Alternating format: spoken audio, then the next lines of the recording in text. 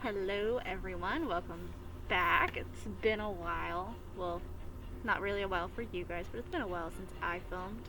Um, Last time we read chapter 8, which was the one where we finally figured out who Percy's father is. Big shocker. We already kind of knew, but for those who didn't know now, we know. Oh my gosh. Okay, so this chapter is called I Am Offered a Quest. It's chapter 9. And as always, if you need to take a break, it's a video, so you can pause whenever you want, come back to it another day, finish it later, take a break, whatever. It doesn't matter to me. Alrighty. So the next morning, Chiron moved me to cabin 3. I didn't have to share with anybody. I had plenty of room for all of my stuff, the Manitou horn, one set of spare clothes, and a toiletry bag. I got to sit at my own dinner table, pick all my own activities, call lights out whenever I felt like it, and not listen to anybody else. And I was absolutely miserable. Just when I'd started to feel accepted, to feel I had a home in cabin 11, I might be a normal kid, or as normal as you can be when you're a half-blood, I'd been separated out as if I had some rare disease. Nobody mentioned the hellhound, but I got the feeling they were all talking about it behind my back. The attack had scared everybody. It sent 2 messages. 1, that I was the son of the sea god, and 2, monsters would stop at nothing to kill me. They could even invade a camp that had always been considered safe. The other campers steered clear of me as much as possible. Cabin 11 was too nervous to have sword class with me after what I'd done to the Ares folks in the woods, so my lessons with Luke became one-on-one. He pushed me harder than ever and wasn't afraid to bruise me up in the process. You're going to need all the training you can get, he promised, as we were working with swords and flaming torches. Now, let's try that Viper beheading strike again. 50 more repetitions. Annabeth still taught me Greek in the mornings, but she seemed distracted. Every time I said something, she scowled at me, as if I'd just poked her between the eyes. After lessons, she would walk away muttering to herself, Quest, Poseidon, dirty rotten, gotta make a plan. Even Clarice kept her distance, though her venomous looks made it clear that she wanted to kill me for breaking her magic spear. I wished she would just yell or punch me or something. I'd rather get into fights every day than be ignored. I knew somebody at camp resented me because one night I came into my cabin and found a mortal newspaper dropped inside the doorway. A copy of the New York Daily News, open to the Metro page. The article took me almost an hour to read because the angrier I got, the more the words floated around the page. Boy and Mother Still Missing After Freak Car Accident by Eileen Smith. Sally Jackson and son Percy are still missing 1 week after their mysterious disappearance. The family's badly burned 78 Camaro was discovered last Saturday on a North Long Island road with the roof ripped up and the front axle broken. The car had flipped and skidded for several hundred feet before exploding. Mother and son had gone for a weekend vacation to Montauk but left hastily under mysterious circumstances. Small traces of blood were found in the car and near the scene of the wreck, but there were no other signs of the missing Jacksons. Residents in the rural area reported seeing nothing unusual around the time of the accident. Mrs. Jackson's husband, Gabe Ugliano, claims that his stepson, Percy Jackson, is a troubled child who had been kicked out of numerous boarding schools and has expressed violent tendencies in the past. Police would not say whether son Percy is a suspect in his mother's disappearance, but they have not ruled out foul play. Below are recent pictures of Sally Jackson and Percy. Police urge anyone with information to call the following toll-free Crime Stoppers line. The phone number was circled in black marker. I wadded up the paper and threw it away, then flopped down in my bunk bed in the middle of my empty cabin. Lights out, I told myself miserably. That night I had my worst dream yet. I was running along the beach in a storm. This time there was a city behind me. Not New York. The sprawl was different. Buildings spread farther apart, palm trees and low hills in the distance. About 100 yards down the surf, 2 men were fighting. They looked like TV wrestlers, muscular with beards and long hair. Both wore flowing Greek tunics, one trimmed with blue and the other in green. They grappled with each other, wrestled, kicked, and headbutted, and every time they connected, lightning flashed, the sky grew darker, and the wind rose. I had to stop them.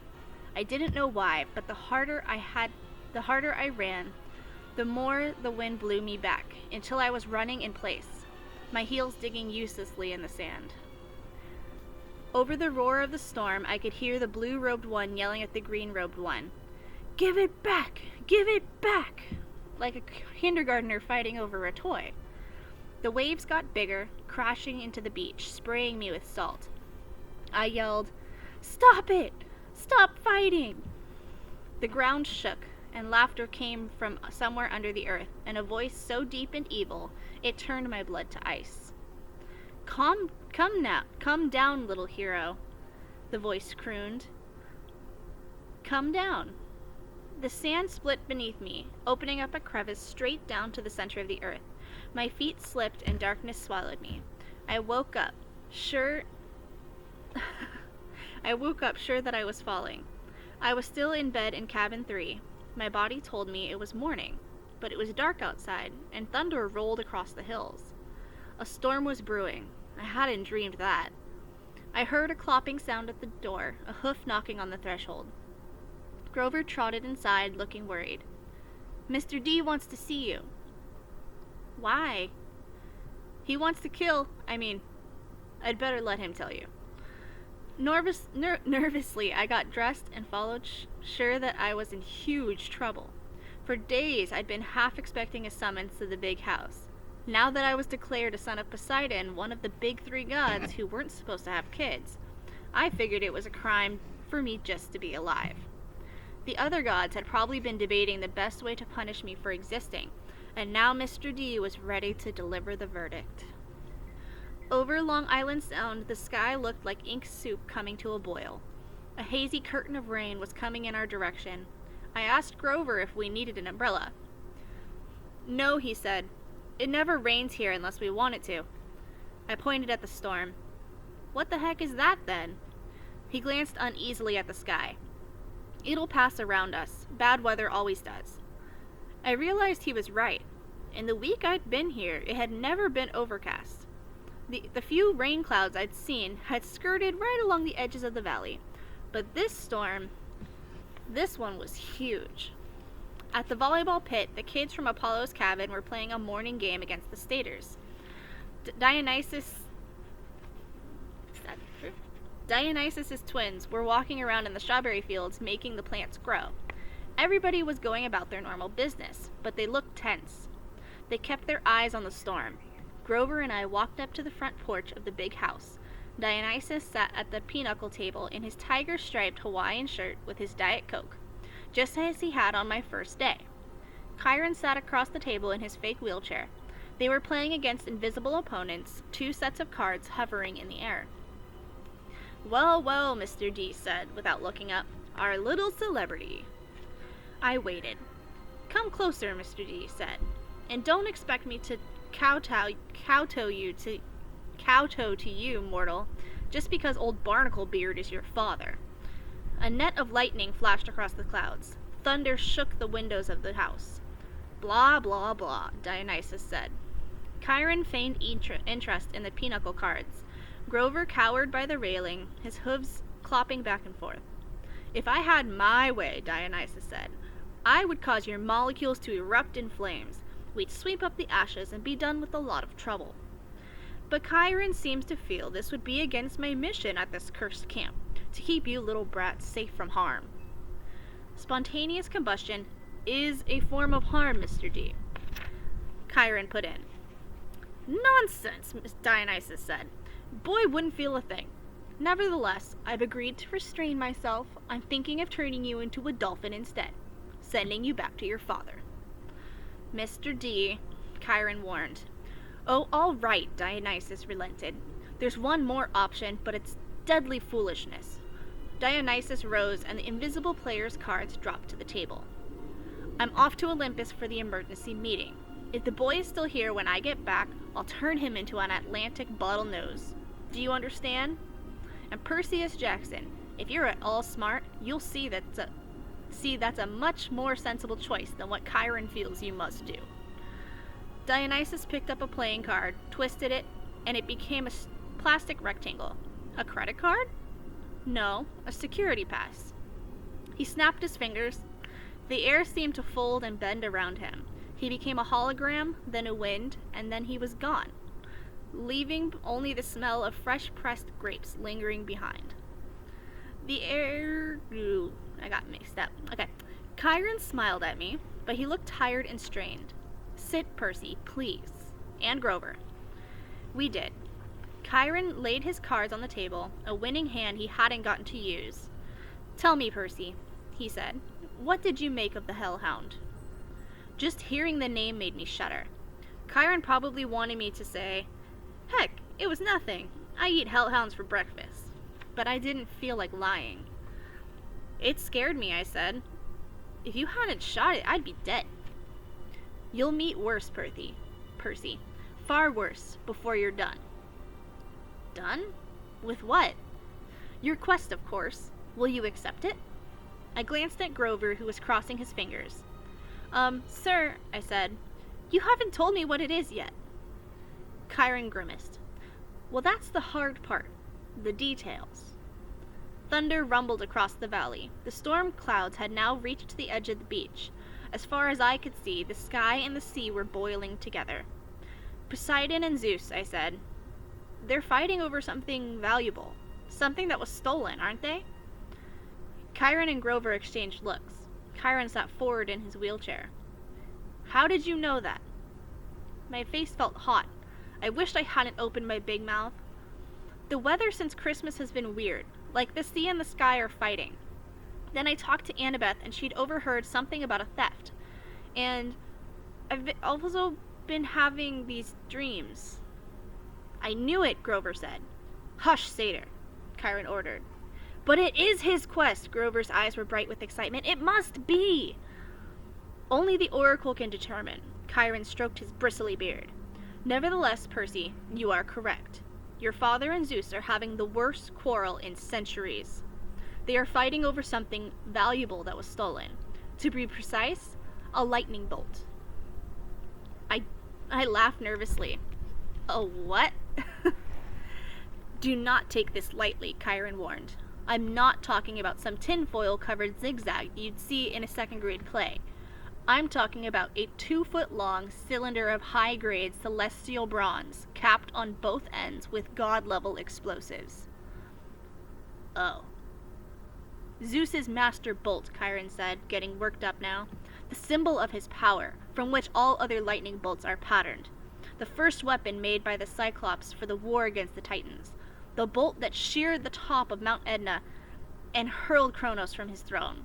The Master Bolt, which packs enough power to make mortal hydrogen bombs look like firecrackers. And it's missing? Stolen, Chiron said. By who? By whom, Chiron corrected. Once a teacher, always a teacher. By you. My mouth fell open. At least, Chiron held up a hand. That's what Zeus thinks. During the winter solstice, at the last council of the gods, Zeus and Poseidon had an argument. The usual nonsense. Mother Rhea always liked you best. Air disasters are more spectacular than sea disasters. Etc., etc. Afterwards, Zeus realized his master bolt was missing, taken from the throne room under his very nose. He immediately blamed Poseidon. Now a god cannot usurp another god's symbol of power directly. That is forbidden by the most ancient of divine laws. But Zeus believes your father convinced a human hero to take it. But I didn't. Patience and listen, child, Chiron said. Zeus had good reason to be suspicious. The forges of the Cyclops are under the ocean, which gives Poseidon some influence over the makers of his brother's lightning.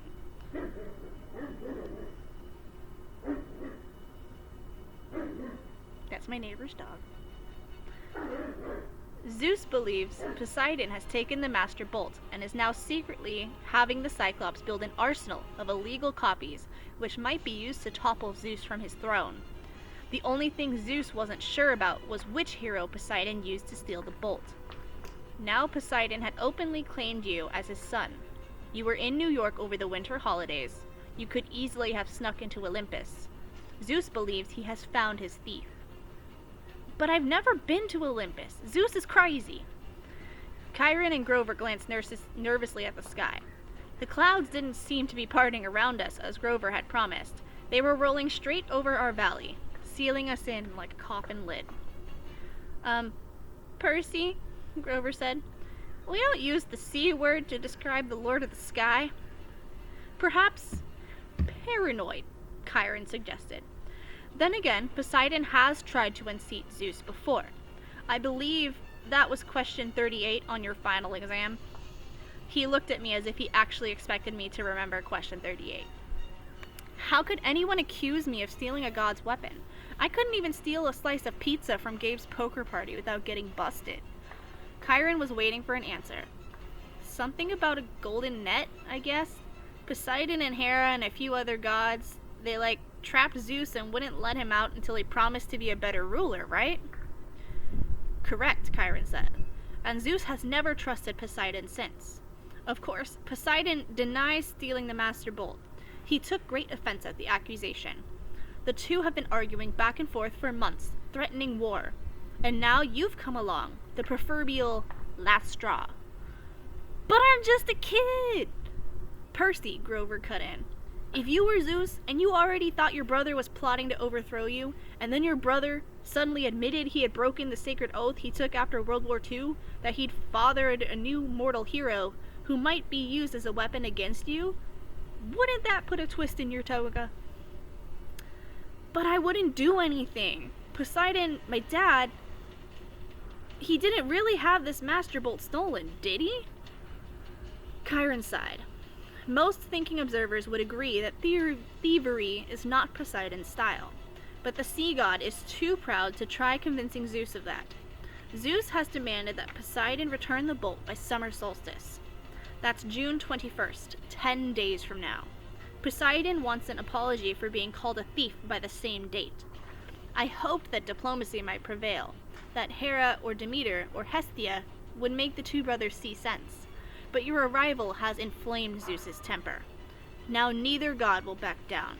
Unless someone intervenes, unless the Master Bolt is found and returned to Zeus before the solstice, there will be war. And do you know what a full-fledged war would look like, Percy? Bad, I guess.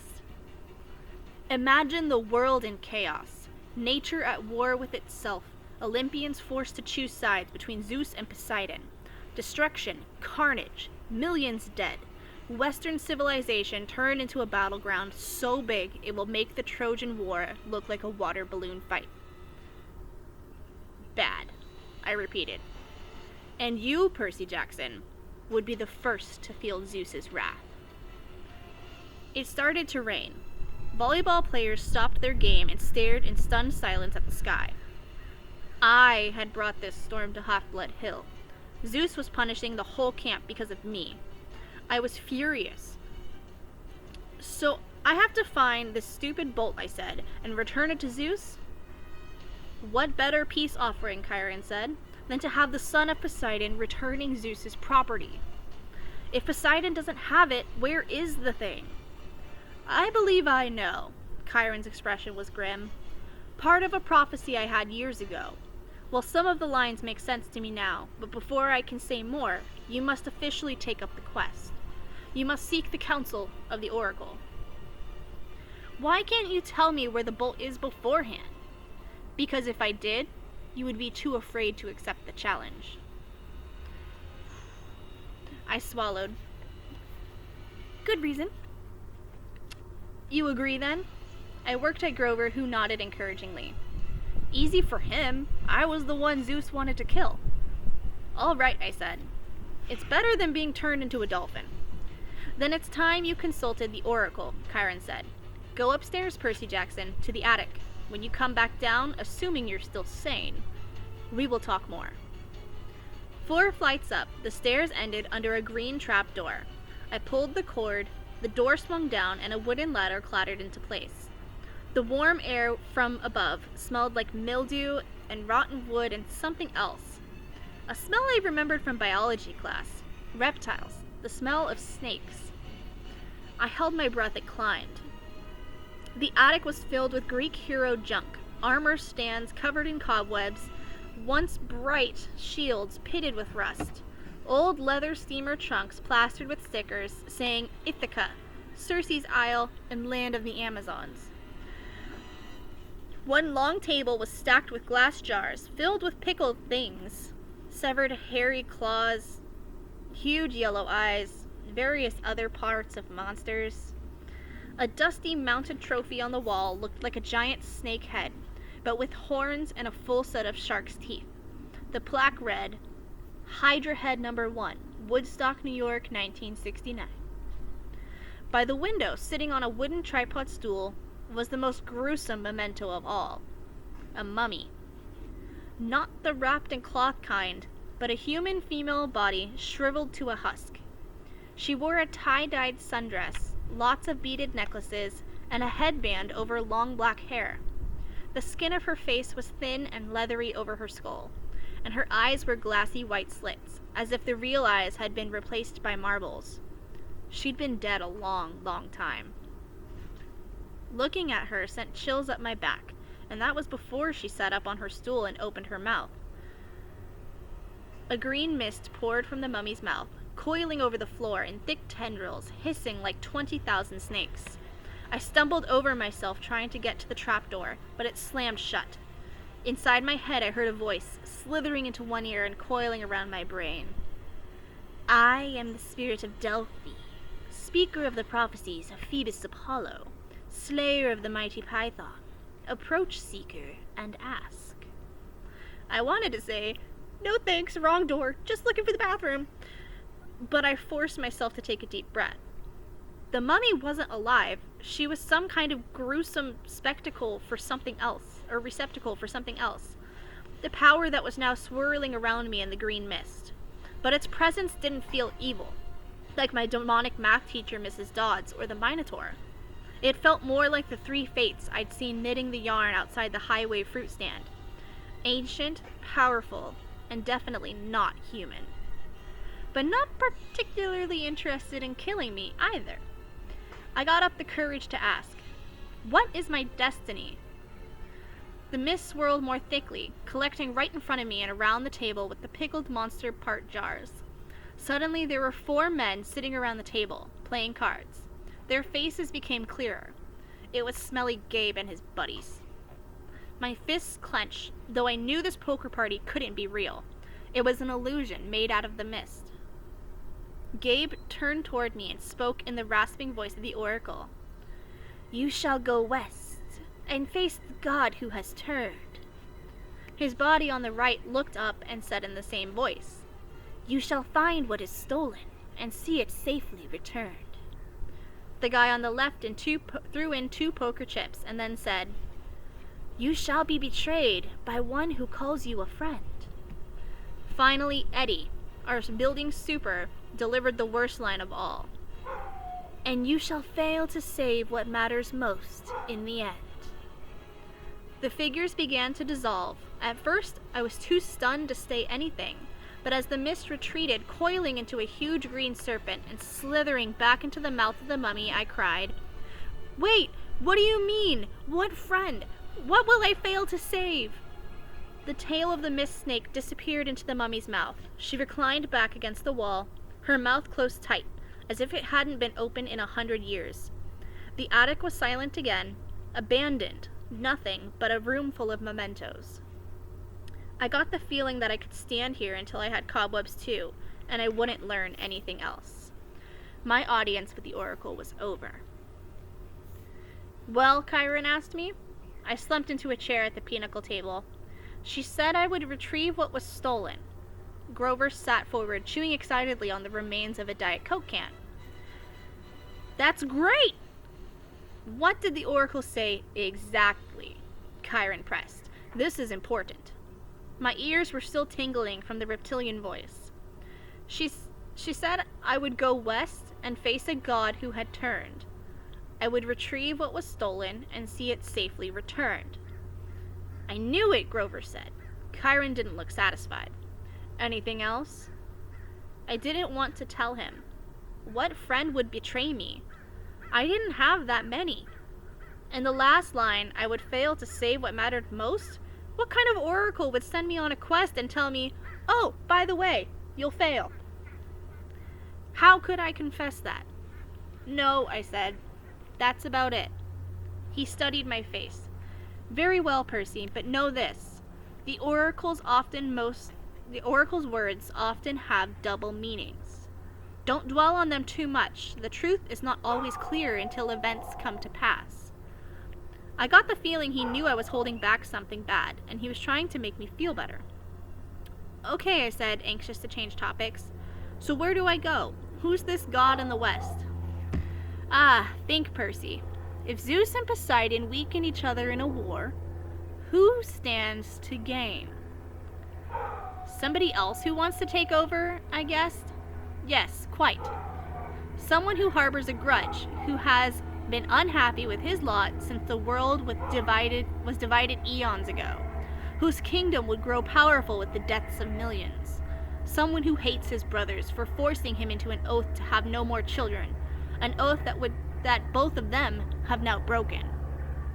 I thought about my dreams, the evil voice that had spoken from the ground. Hades. Chiron nodded. The Lord of the Dead is the only possibility. A scrap of aluminum dribbled out of Crover's mouth. Whoa. Wait. What? A Fury came after Percy, Chiron reminded him. She watched the young man until she was sure of his identity and then tried to kill him. Furies obey only one lord, Hades. Yes, but Hades hates all heroes, Grover protested, especially if he has found out Percy is a son of Poseidon. A hellhound got into the forest, Chiron continued. Those can only be summoned from the fields of punishment, and it had to be summoned by someone within the camp. Hades must have a spy here. He must suspect Poseidon will try to use Percy to clear his name. Hades would very much like to kill this young half-blood before he can take on the quest. Great, I muttered. That's two major gods who want to kill me. But a quest to... Grover swallowed. I mean, couldn't a Master Bolt be in someplace like Maine? Maine's very nice this time of year. Hades sent a minion to steal the Master Bolt, Chiron insisted. He hid it in the underworld, knowing full well that Zeus would blame Poseidon.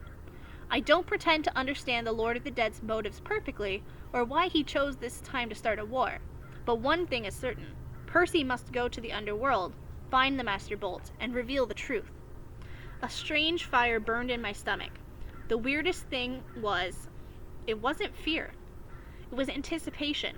The desire for revenge. Hades had tried to kill me 3 times so far, with the Fury, the Minotaur, and the Hellhound. It was his fault my mother had disappeared in a flash of light. Now he was trying to frame me and my dad for a theft we hadn't committed. I was ready to take him on.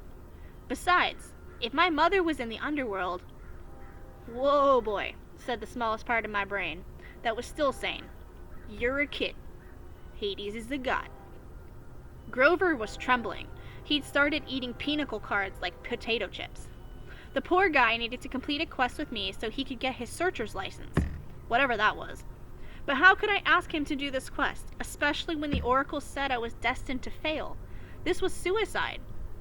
Look, if we know it's Hades, I told Chiron, why can't we just tell the other gods? Zeus or Poseidon could go down to the underworld and bust some heads.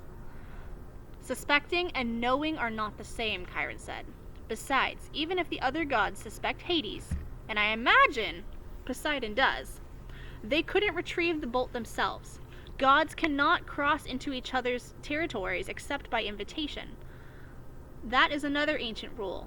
Heroes, on the other hand, have certain privileges. They can go anywhere, challenge anyone, as long as they're bold enough and strong enough to do it. No god can be held responsible for a hero's actions. Why do you think the gods always operate through humans? You're saying I'm being used. I'm saying it's no accident Poseidon has claimed you now. It's a very risky gamble, but he's in a desperate situation. He needs you. My dad needs me. Emotions rolled inside of me like bits of glass in a kaleidoscope. I didn't know whether to feel resentful or grateful or happy or angry. Poseidon had ignored me for 12 years, and now suddenly he needed me. I looked at Chiron. You've known I was Poseidon's son all along, haven't you? I had my suspicions. As I said, I've spoken to the oracle too. I got the feeling there was a lot he wasn't telling me about his prophecy, but I decided I couldn't worry about that right now. After all, I was holding back information too. So let me get this straight. I'm supposed to go to the underworld and confront the Lord of the Dead. Check, Chiron said. Find the most powerful weapon in the universe. Check. And get it back to Olympus before the summer solstice in 10 days. That's about right. I looked at Grover, who gulped down the ace of hearts. Did I mention that Maine is very nice this time of year? He asked weakly. We don't have to go, I told him. I can't ask that of you. Oh, he shifted his hooves. No, it's just that, satyrs in underground places, well, he took a deep breath and then stood, brushing the shredded cards and aluminum bits off his t-shirt. You saved my life, Percy. If you're serious about wanting me along, I won't let you down. I felt so relieved that I wanted to cry, though I didn't think that would be very heroic. Grover was the only friend I'd ever had for longer than a few months. I wasn't sure what good a satyr would do against the forces of the dead, but I felt better knowing he'd be with me. All the way, G-Man, I turned to Chiron. So where do we go? The oracle just said to go west. The entrance to the underworld is always in the west. It moves from age to age just like Olympus. Right now, of course, it's in America. Where? Chiron looked surprised. I thought that would be obvious enough. The entrance to the underworld is in Los Angeles. Oh, I said. Naturally, so we just get on a plane? No, Grover shrieked. Percy, what are you thinking? Have you ever been on a plane in your life? I shook my head, feeling embarrassed. My mom had never taken me anywhere by plane. She'd always said we didn't have the money.